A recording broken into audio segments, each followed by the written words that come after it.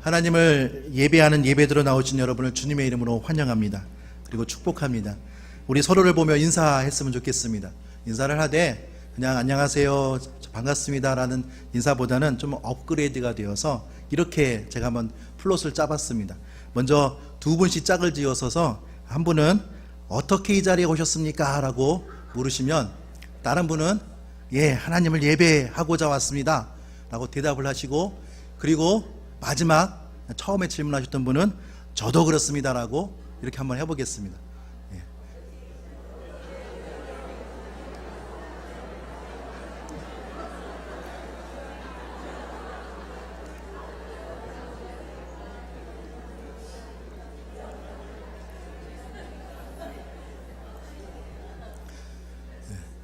역시 우리 교회가 수준이 좀 있습니다. 그렇죠? 이렇게 어려운 대화형 인사도 잘 하시는 거 보면 우리 교회 참 수준이 좀 높습니다. 그렇죠. 우리는 이 자리에 하나님을 예배하고자 나왔습니다. 하나님께 영광을 돌리고 하나님께 우리의 생각을 드리며 우리의 마음을 다하여서 하나님을 찬양하며, 또한 우리의 시간과 우리의 물질과 우리의 속한 모든 것을 다 내어드려 거룩한 산 제물이 되어 하나님을 기쁘시게 하기 위해서 나왔습니다. 예배는 예배의 대상이 되시는 하나님을 또한 만나는 시간인 줄 믿습니다. 예배를 통해서 우리 예배자들은 하나님의 임재하심, 하나님의 함께하심, 그리고 하나님의 역사를 경험하게 될 줄로 믿습니다. 그리고 우리를 만나시는 우리의 아버지가 되시는 하나님께 우리의 것을 내어드리는 이 시간이 복된 시간인 줄로 믿습니다. 이 예배는 우리의 가진 것으로 하나님께 경배하는 것이고 그의 이름을, 하나님의 이름을 찬양하는 것입니다. 하나님의 사랑과 하나님의 위대하심과 그리고 하나님의 높으심에 우리의 머리를 숙이고 그 앞에 겸손히 무릎 꿇고 하나님께 높임을 드리는 시간인 줄로 믿습니다. 그런데 종교개혁 이후에 하나님의 말씀을 우리는 강조하게 되었음을 잘 알고 있습니다. 하나님의 말씀을 쉽게 그리고 편하게 그리고 넉넉하게 접할 수 없었던 그 당시의 사람들은 위에서 이제 종교교역자들이 성경의 말씀과 그리고 하나님의 말씀을 전하는 설교 시간을 강조하는 것이 당연한 꼭 거쳐야 할 과정이었습니다. 왜냐하면 천주교의 미사를 보면 그 당시에는 천주교의 사제들은 라틴어로, 보통 사람들이 알 수 없는 라틴어로, 그리고 또 이렇게 마이크나 큰 소리로 외쳐서 회중을 향해서 설교하듯이 하는 것이 아니라 사제들끼리 뭐라 중얼중얼 거립니다. 그러면 회중에 나왔던 사람들은, 예배 미사를 드리러 나왔던 사람들은 사제들이 하는 것을 보고 구경을 합니다. 그리고 마지막에 이제는 주님의 성찬, 그것을 받아 먹고 가는 것으로 끝이 났었습니다. 이렇게 알 수 없는 말과 예식으로 진행되는 미사를 통해서는 하나님에 대해서 그리고 복음에 대해서 알 수 있는 방법이 참으로 제한될 수밖에 없었습니다. 그래서 천주교 성당을 가보면 벽에 아름다운 그림을 그려놓고, 또는 이렇게 미사나 예배를 통해서 전할 수 없는 하나님에 대한 말씀과 복음을 증거하기 위해서 그림뿐만 아니라 여러 성상들을 만들어 놓았습니다. 원래 그러한 것들을 성당에 그려놓고 만들어 놓은 이유는 그런 것을 통하여서 하나님이 어떠한 분이신지, 그리고 하나님께서 어떻게 우리를 위해서 사랑과 은혜를 베풀어 주셨는지를 가르쳐 주기 위함이었습니다. 그런데 그랬던 처음 의도와는 달리 시간이 흐르면서, 그리고 시간의 흐름 속에 제대로 된 전수가 이루어지지 않다 보니까 이제는 하나님을 높이고 하나님의 행하신 것을 증거하기 위해 만들어 놓았던 그림이나 성상들을 사람들이 이젠 거꾸로 경배하게 되었습니다. 그 앞에서 나와서 기도하게 되었습니다. 기도하고 보면서 참으로 아름답게 만들고 참 잘 그려진 그림 보면서 감탄합니다. 그리고 경배하게 되었습니다. 이제는 숭배와 경배의 대상이 되어버리고 말았습니다. 이에 대하여서 로마 교회에 대비되는 동방교회, 즉 콘스탄티노플에 있었던 동로마 제국에 있던 교회들은 성상을 거부하는 운동을 벌이게 되었습니다. 성상을 파괴하고 성상에 그려져 있던 여러 성화들을 지워 나가기 시작했습니다. 예배의 온전한 대상은 오직 하나님 한 분뿐임을 그들은 깨달았기 때문입니다. 보이지 않는 하나님을 보이는 형상으로 만들어 놓고 그 앞에서 결하며 경배하다 보니 하는 것이 잘못된 것을 그들이 깨달아 알게 되었기 때문입니다. 그러나 동방교회가 이슬람 제국의 침입을 받아서 이제는 절대절명의 위기에 처했을 때 동방교회의 황제며 교황이었던 그 황제가 이제는 서방교회 로마교회에다가 도움을 요청했습니다. 우리가 이렇게 절박하니 우리를 도와주십시오. 같은 믿음의 형제였기 때문에 도움을 청했고 그에 대한 응답으로 여러 십자군을 파송하기 시작했습니다. 그러던 중에 여러 십자군 파송된 것 중에 한 십자군은 도우러 가야 될 이 콘스탄티노플이나 또는 동방교회를 오히려 거꾸로 침략합니다. 그리고 그 안에 있던 것을 다 빼앗아 버리고 나는 저모로 이해할 수 없는 일을 벌이게 되고 말았습니다. 그로 인해서 결국 동로마 제국은 멸망하였고 이제는 콘스탄티노플에 있었던 이 동방교회는 피난하여 러시아까지 올라가게 되었습니다. 그래서 러시아 정교회가 시작되었던 것입니다. 이제 혼자 남아 유럽의 모든 지역을 영적으로 감당해야 될 로마 교회는 그 순수하고 온전했던 믿음을 잊어버리고 교회 권력에 취하여서 세상 권력과 다투고 싸우고 말았습니다. 세상의 모든 것들도 교회의 대표라는 교황이 지배하고 다스리는 것이 하나님 나라의 온전함이라는 이상을 꿈꾸게 되었고 결국 우리가 알고 있는 대로 암흑시기라 할 수 있는 중세 시대가 시작된 것입니다. 그러나 무조건 중세시대라고 해서 이렇게 암흑만 있었던 것은 아니지요. 하나님께서도 그 당시에도 역사하셨고 역사를 주관하시기 때문입니다. 그래서 많은 지역의 신앙의 순수함을 지키고자 수도원 운동이 시작되었고 그리고 깊은 영성을 가지고 좋은 신앙의 유산 또한 남겨가던 시대였습니다. 그러나 성당에서 진행하던 예배는 앞서 언급한 대로 성도들이 하나님을 예배하며 경배하며 참여할 수 있는 예배가 아니라 예배라는 의식이 진행되는 것을 구경하거나 참관하러 오는 것으로 한정시켜 버리고만 위험이 있었습니다. 그러던 그때에 오직 성경, 오직 그리스도, 오직 은혜, 오직 믿음, 그리고 오직 하나님께 영광이라는 5가지의 기치를 들고 종교개혁 운동이 일어나게 되었던 것입니다.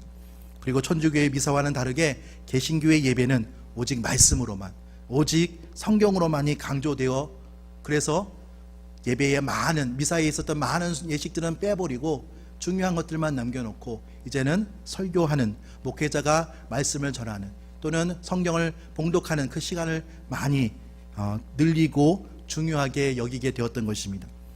그러나 그렇게 말씀과 성경을 강조하다 보니까 이제 우리에게는 또 다른 문제가 생기게 되었습니다. 왜냐하면 예배에 참석해서 하나님께 내가 참여하여 하나님을 예배하고 경배한다는 의식이 점차 약해지고 예배는 말씀을 듣는 것으로만 생각하게 되었던 것입니다. 천주교의 미사가 보는 예배였다면 이제 개신교의 예배는 그 이후의 예배는 듣는 예배로 전락해버리고 만 것입니다. 모든 예배의 초점이 설교에 맞춰져 버렸습니다. 이렇게 듣는 예배는 우리로 하여금 어떠한 생각을 하게 할 위험성이 있냐면 그것은 바로 서비스를 받는 것으로 오해할 수가 있다는 사실입니다. 제가 이렇게 말씀을 드린다고 해서 오해하지 말아야 할 점이 있습니다. 그것은 바로 무엇이냐면 설교가 중요하지 않다는 것은 아니지요. 저도 오늘 설교를 많은 시간을 할애해서 여러분들에게 하는 것처럼 설교는 중요합니다. 왜냐하면 우리는 예배를 통해서 하나님의 말씀을 들어야 하기 때문입니다. 다른 곳에서 하나님의 말씀을 들을 데가 없지요. 예배에 나와서 설교 시간이 되어서야만 하나님의 말씀을 들을 수가 있기 때문입니다. 그뿐만 아니라 로마서 교회에 편지한 사도 바울은 로마서 10장에 말씀하기를 예수님을 주님으로 믿는 믿음은 어디에서 나냐면 다른 것을 보고 하는 것이 아니라 들음에서 난다고 이야기하고 있습니다. 그렇습니다. 설교는 참으로 중요합니다. 너무나도 소중한 일입니다. 그러나 그럼에도 불구하고 예배의 모든 순서는 하나님께 드림에 있다는 것을 우리는 잊지 말아야 할 것입니다. 예배를 구경하는 것이 아니라 예배를 듣는 쇼핑하는 것이 아니라 예배를 드리는 예배자가 되어야 할 줄로 믿습니다.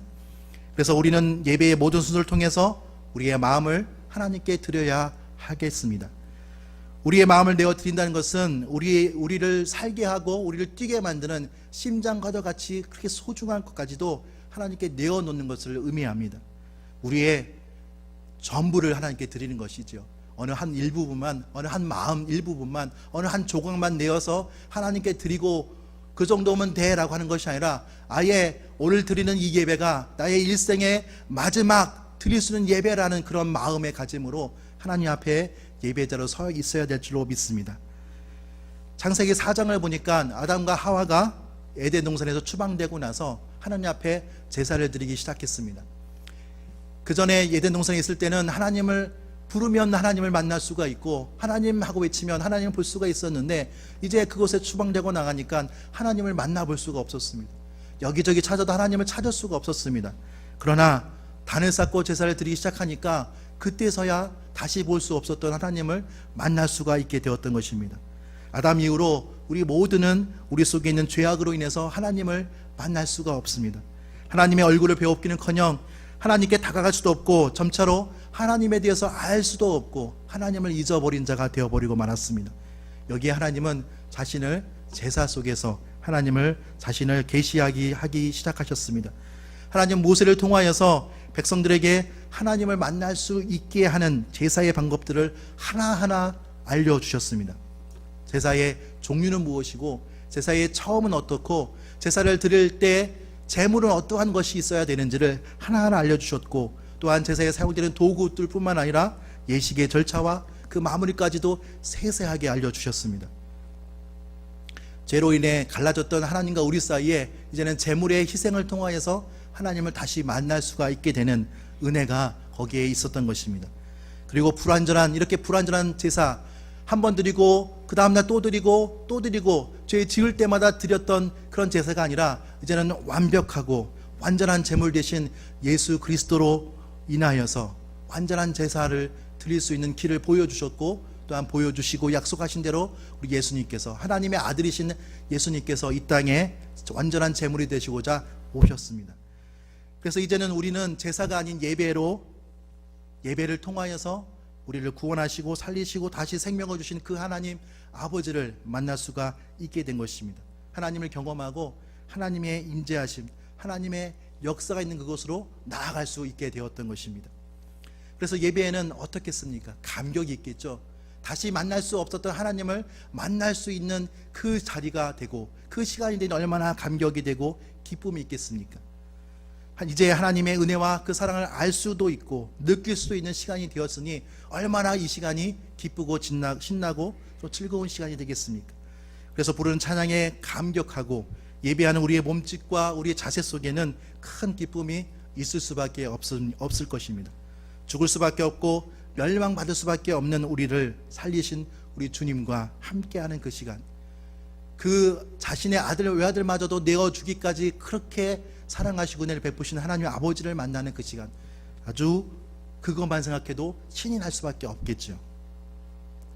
그런데 이렇게 예배 속에 감격하던 우리들은 어느덧 한 주가 되고 두 주가 되고 반복되는 예배의 경험을 통해서 그 소중함을 차차 잊어버리게 시작되었습니다. 그래서 우리 이 자리에 나온 우리들은 내가 드리는 이 예배가 정말 하나님을 만나는 감격과 기쁨이 있는 예배인가 한번 점검하고 되돌아봐야 될 줄로 믿습니다. 만약 우리 예배 속에 하나님을 만나는 감격을 경험하지 못하며 기쁨을 느끼지 못하고 있지는 않은가? 우리가 드리는 이 예배 시간이 정말로 소중하고 소중하여서 우리의 최선의 것을 다해 하나님께 드리고 있지는 않은가라고 스스로 점검해 봐야 할 것입니다. 만약 우리가 드리는 예배가 그 감격과 기쁨을 잊어버리고 다시 찾아온 반복되는 동일한 예배의 모습에 습관화되어서 그저 자리를 차지하고 앉아 그래서 다른 중요한 일이 생겨버리면 잠깐 스킵해도 되고 내 마음에 상한 일이 있으면 예배의 자리를 거부해도 되고 피하여도 되고 예배자가 아니라 방관자나 혹은 관람자가 되어 있다면 예배의 자리에 선 지금 우리는 회개해야 될 줄로 믿습니다. 만약 지금 이 시간, 이 예배 시간에 하나님의 위로와 하나님의 복과 하나님의 그 주시는 은혜를 맛보고자 경험하고자 그렇게 생각하여서 이 자리에 섰다면 우리 또한 다시금 되돌아봐야 합니다. 왜냐하면 이 생각 속에는 예배를 내가 물건을 사듯이 쇼핑하는 어떠한 대가를 얻기 위해서 쇼핑하는 것과 같이 여길 수 있는 위험이 있기 때문입니다. 이러한 느낌이 들 때 우리는 철저하게 회개하며 예배드림에 합당한 자들이 되게 하여 주시기를 구하고 하나님 앞에 하나님 내가 진정한 예배자가 되기를 원합니다 라는 간구하는 마음으로 이 자리에 서 있을 수 있어야 되며 우리 스스로를 겸비해야 될 줄로 믿습니다. 저는 이 시간 한 영상을 같이 보고자 합니다. 이미 보신 분들도 있을 수도 있고 또한 비슷한 종류의 영상을 보신 분들도 있을 줄로 믿습니다. 그러나 이 영상을 통해서 우리들은 지금 이 자리에 앉아서 예배 드리고 있는, 아니 그 전에 우리가 해왔던 예배의 모습을 다시금 점검해 보았으면 좋겠습니다. 한 예배에 참석하고자 최선을 다해서, 아니 그들의 목숨까지도 걸고 그 예배 자리에 나왔던 이들의 고백을 통하여서 우리의 예배가 어떠한지 점검했으면 합니다. 방송실은 영상 틀어주시기 바랍니다. 꺼주시겠어요?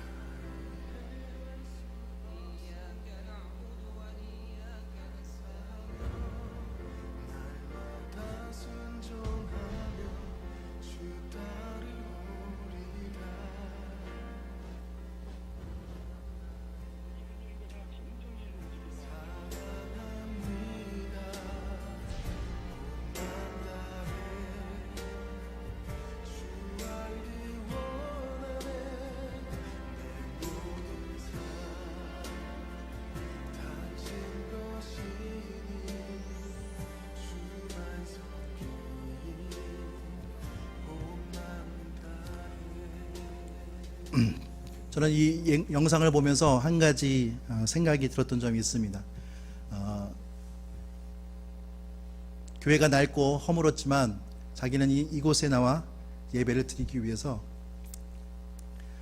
가장 소중한 자기 교복을 입고 나온다고 합니다. 근데 우리 교회의 자녀들은 어떻습니까?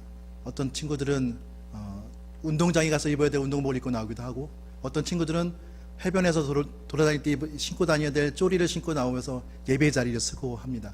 우리의 예배의 모습이 얼마나 잘못되었는지 저들이 영상을 보면서 점검하는 우리 모두가 되었으면 좋겠습니다. 주님은 말씀하십니다. 예배하는 자, 신령과 진정으로 예배하는 자, 그들을 하나님은 찾고 계신다고 말씀하십니다.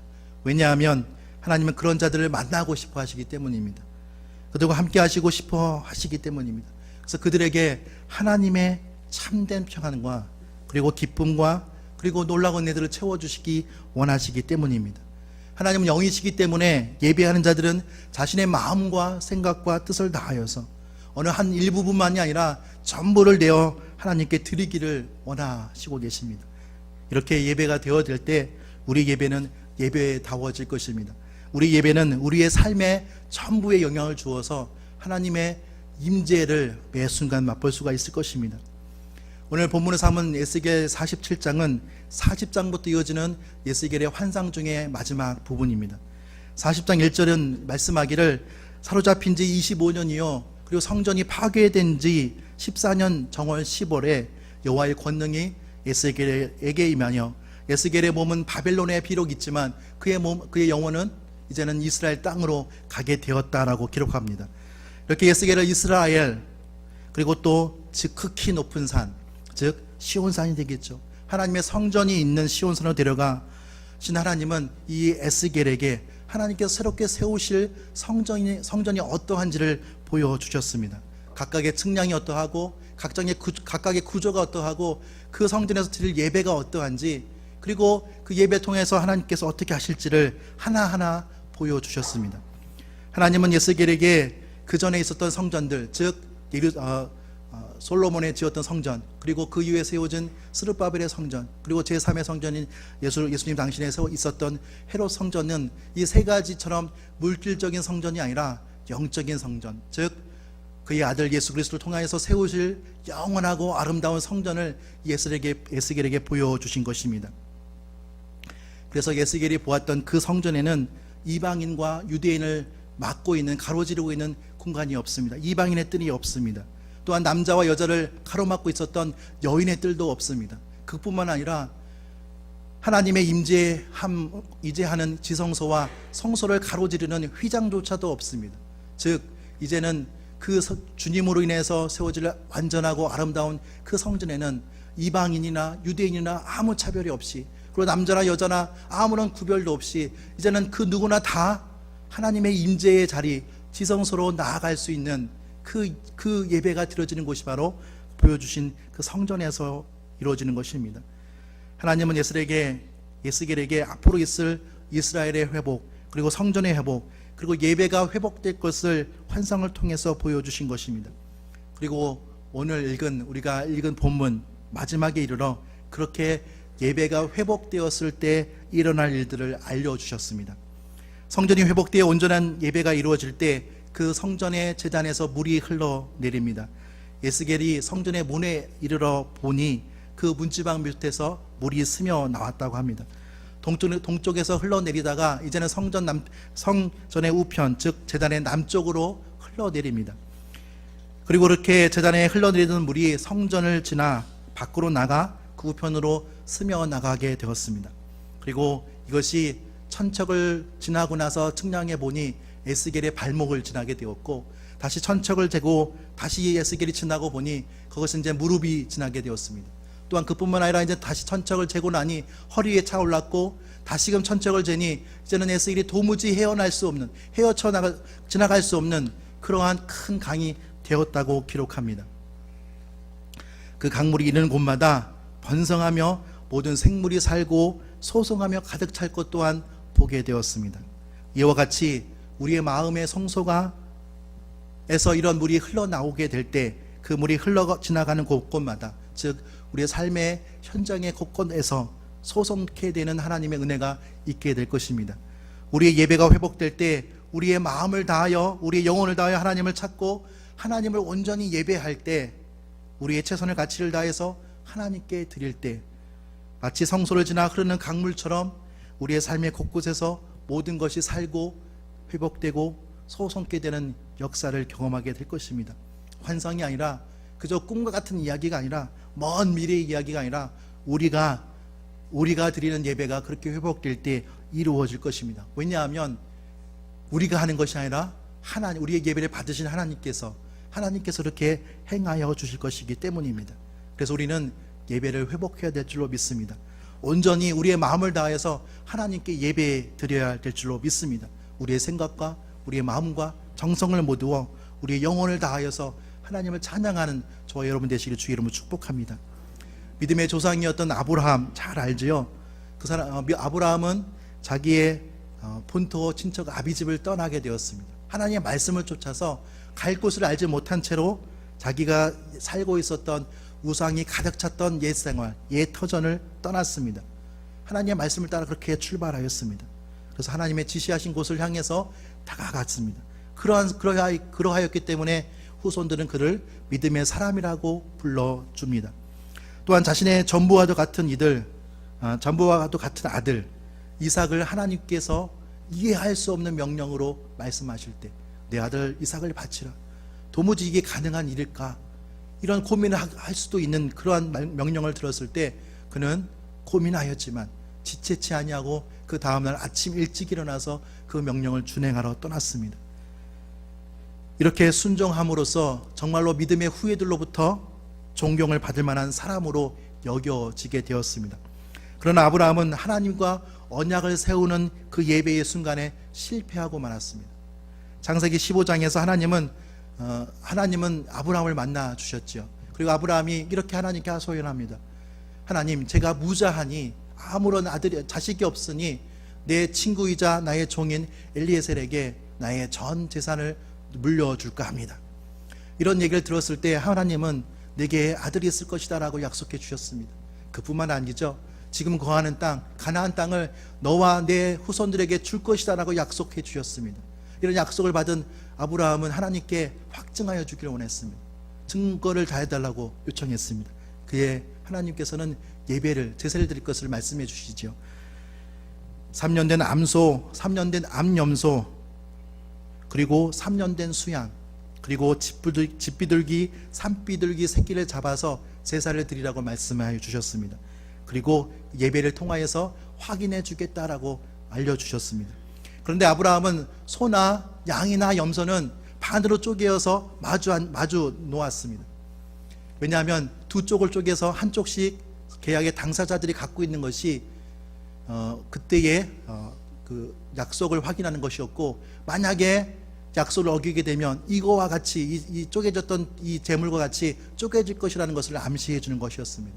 그러나 이 세 가지 큰 재물들은 반을 쪼개서 마주 놓았지만 너무나도 작은 산비둘기와 집비둘기의 새끼 새들은 그것을 쪼개지 않았습니다. 작아서인지 아니면 너무 힘들어서인지 여러 가지 이유가 있었는지는 알지 못하지만 그는 쪼개지 못했습니다. 성경은 기록하기를 아브라함은 새들은 쪼개지 아니하였다라고 단지 기록할 뿐입니다. 그러나 그것마저도 완벽하게 쪼개어 마주 앉혀 놓아야 했습니다. 그것이 온전한 예배였고 온전한 제사였으며 언약을 확인하는 완벽한 모습이었습니다. 그러나 아브라함은 여기에 실패하고 말았습니다. 별거 아닌 것 같았지만, 작은 거에 불과한 것 같다 생각했지만 그 예배에 실패하였기 때문에 아브라함의 그의 후손들은 예상하지 못하게 이제는 애굽으로 가서 애굽에서 종이 되어 그의 삶을 살아야 했습니다.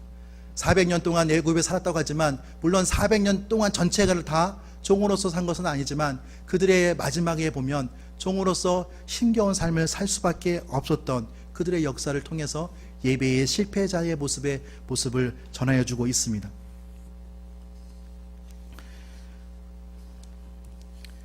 또한 출애굽한 이스라엘 백성들은 하나님을 예배할 수 있는 은혜와 특권과 사명을 부여받았습니다. 세세하게도 그리고 자세하게도 하나님으로부터 예배의 방법을 배우고 명령을 받았지만 하나님을 예배하는 것에 실패하고 말았습니다. 온전히 예배하는 것에 실패하고 말았습니다.